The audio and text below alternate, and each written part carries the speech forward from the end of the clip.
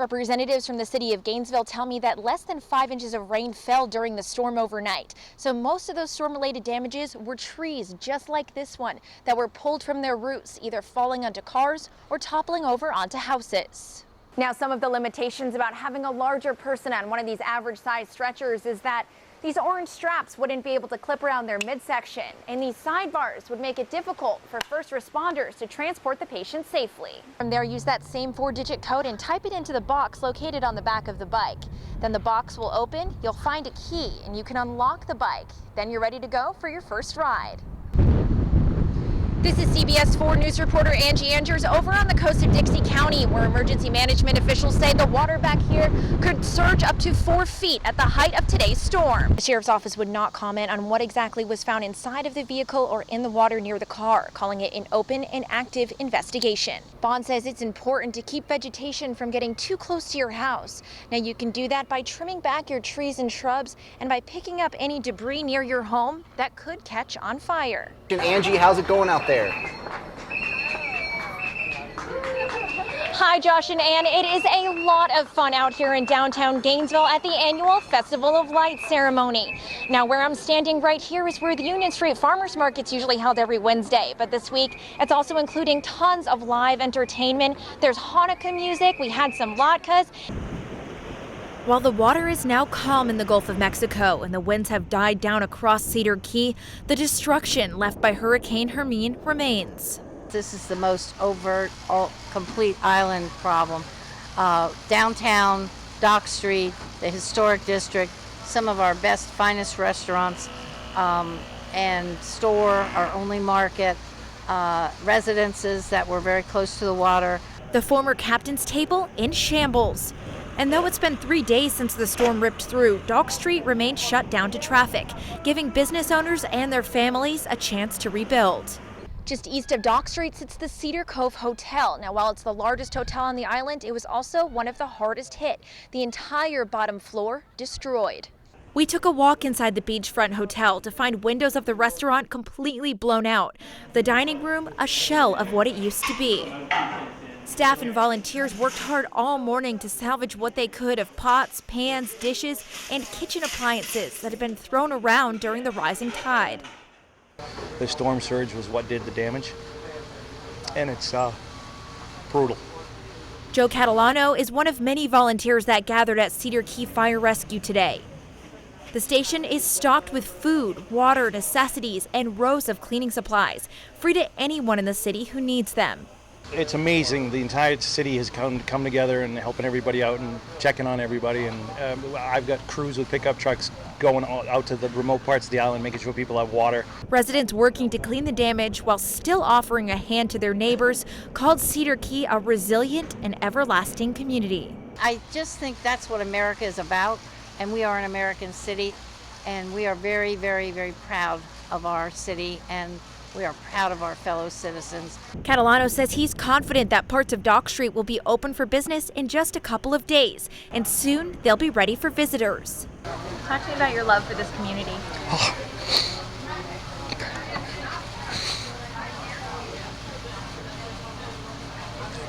That's it. In Cedar Key, I'm Angie, CBS 4 News. He just cared for everyone. He's a great person. Overall, that's all I really got to say about him. I just miss him a lot. I wish I could see him one more time.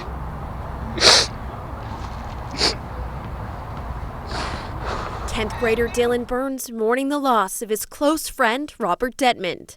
He was shot by law enforcement late Sunday night after officials say Detman called 911 and stated he had an M16 rifle and wanted to harm himself. When law enforcement arrived, they found him with this, what appeared to be an AR-15 assault rifle. Officials tried numerous times to get Detman to put the weapon down, and he did, but picked it back up again. Deputies pleaded with him to again drop the weapon, but the individual started to back up, and he was in close proximity to other occupied apartment buildings at that time. The interaction all captured on cell phone video. Both the Alachua County Sheriff's Office and Gainesville Police Department say they had to use lethal force to protect nearby residents. Well, anytime a law enforcement officer is forced to make the decision to use deadly force, it is not an easy decision by any means.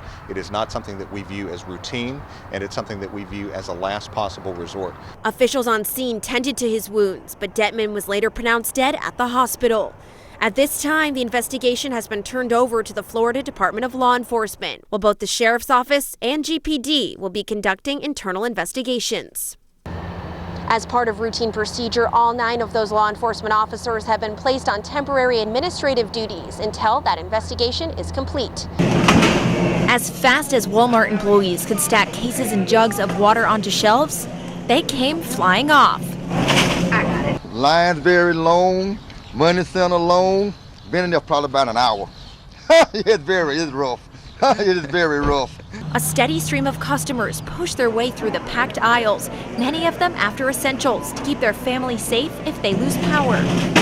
Shelves that once housed batteries, flashlights, and ponchos almost empty. Lake City Police recommends to be prepared with 5 days of supplies. Oh, I went and bought some flashlights, made a car payment, brought batteries, little stuff like that. Columbia County shut down all middle and high schools at 12:45 today, prompting Jonathan Slater to pull his young kids out early. But if it's this serious, we decided to just go ahead and pull them out and get prepared for it and come to Walmart, get some candles and some water. While it's not clear just how bad the storm will hit inland, Lake City is expected to lie right in its track. Yes, I am worried about it. Yes. So been a long time probably since we've seen something this severe. So everyone should be worried. Everyone should be concerned and listen. Yes.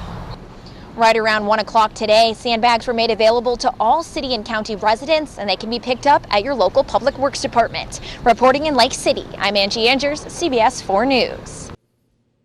The energy here at the state capitol in Tallahassee is really incredible as parents, teachers, and school board members from as far south as the Miami-Dade School District all are rallying together. Over 2,000 people banding together march toward the state capitol. Testing, no! And across the lawn before piling onto the capitol steps. We've reached a point where it appears as though testing is more important than teaching is, and as a parent of 3 young children, that concerns me a lot. The message rang out loud and clear. Our teachers cannot teach under the system that has been imposed by this legislature. Nearly 60 Gainesville residents joined in the protest, including members of the Alachua County School Board. I really feel like we're over-testing. We have the wrong emphasis for children. And also, we have monies that are diverted, taxpayer money, the precious taxpayer money that's been diverted to other things than public schools. Protesters rallied against the state's high-stakes testing and the systems that evaluate teachers and decide school grades. Policies, they say, are both hurting students and classroom teachers. So instead of my little ones blowing bubbles, they're actually filling them in and having to learn to do that, and it's very sad. I left teaching because I was fed up with the testing and the way that we are putting such high stakes and so much stress on our children. State lawmakers did not speak at the rally, but a few were in attendance. Reporting from the steps of the state capitol in Tallahassee, I'm Angie, GTN News.